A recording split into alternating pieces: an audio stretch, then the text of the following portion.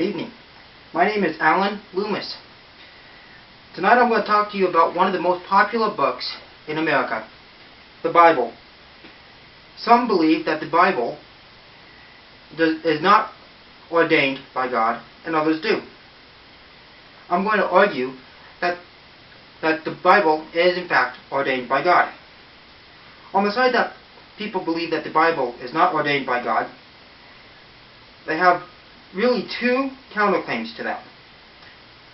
Number one, they believe that the Bible is ambiguous. In other words, the Bible does not really know what it's talking about. A couple months ago I was talking to a buddy of mine, and he said that one of the ways the Bible is ambiguous is the fact that when it talks about the wilderness. I looked at him and I said, what do you mean? He said, well, the Israelites were in the desert, wandering around in the wilderness for 40 years. I said, yeah, they were. And then he goes, so that's a bad thing. I said, well, I guess you could say that was a bad thing. Whenever you sin against God, that would be a bad thing. Then God punished them. He then went on to say, but then Jesus, later in the New Testament, he went and he wandered around in the wilderness to try getting closer to God. I said, yeah. He said, so that's a good thing. I said, well, I suppose you could look at that. He said, therefore, the wilderness is ambiguous because the Bible does not know whether the wilderness is a good thing or a bad thing. I looked at him for a second and I said, hold on, the Bible's not ambiguous about the subject of the wilderness. I said, the wilderness is just the fact that there was nobody there. The Israelites, they went around and they went where nobody else was. Jesus, when he wanted to get closer to God, he went where nobody else was. Now the reason they were in the wilderness might be a different reason, but it does not make the fact that the wilderness is just an absence of people. Therefore the wilderness is not ambiguous.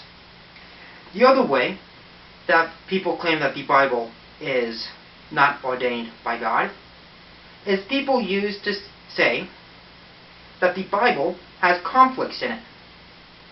My favorite is in Exodus 31, it talks about the dimensions of the ark. And in Genesis 3, it talks about the dimensions of the ark. And clearly, if you go look at these dimensions, they are different. Therefore, the Bible has conflicts. To that I say, well, we're not talking about the same ark. We're talking about, in Genesis 31, the ark of the covenant. And in Genesis 3, Noah's ark that was built to be a boat for the animals to be saved. Now, I have some proof here that the Bible is and can be traced back and be accountable to God. The first one is I'm going to use reason. Reason, we're going to take Ford, the automotive Ford. When he built his first car and he put his cars out on the market, people would go by and say, that car was made by Ford. That car has a design, that car has a purpose, and that car was designed by Ford. There's no arguing that the car was designed by Ford. In the same way, I think that everything around you has a design, has a purpose. If it has a design and a purpose, it has to have a designer and a creator. Take the human being, for example. The human being has a design. There's no arguing that we have a design.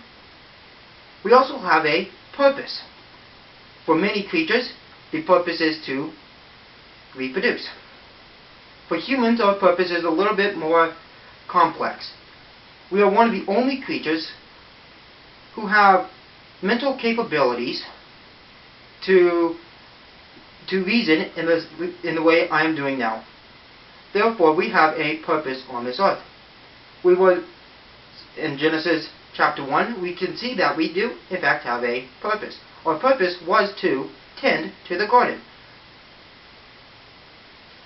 If we have a design and a purpose, in the same way that cars have a design and a purpose, therefore it is not hard to say that we must have a designer and a creator. Another way I can prove that the Bible does exist is all the archaeological findings. One of the archaeological findings was the pool of Bethesda. We can read about this in the book of John. Here it talks, in the book of John, Jesus goes to this pool, and it has 5 different rivers coming into the pool. And here he heals a crippled man. Many archaeologists believe that this pool did not exist. But then, on one of the archaeological findings, they actually ended up finding the pool, and the 5 rivers that flow into the pool. Another way is in the book of Acts. The book of Acts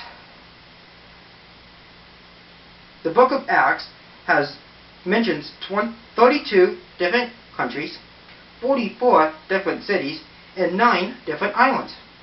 Each one of these that are mentioned in the book of Acts have all been linked to archaeological findings that somehow prove that these cities, these countries, and these islands do and did exist.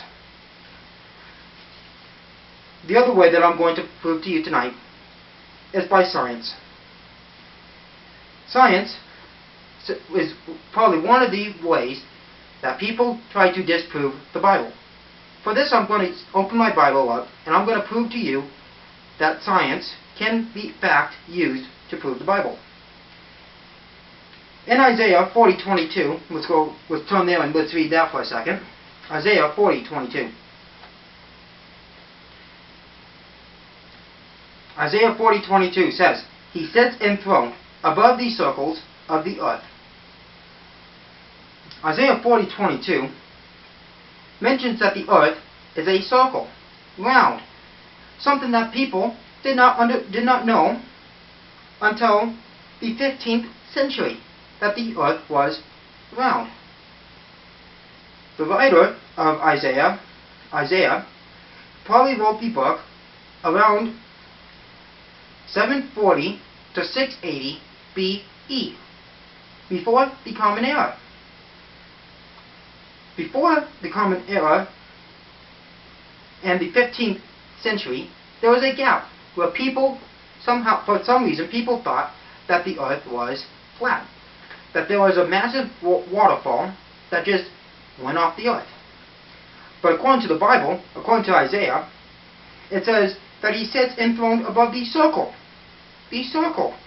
of the earth, mentioning that the earth is round. Again, we're going to go to the book of Job, Job 38:7.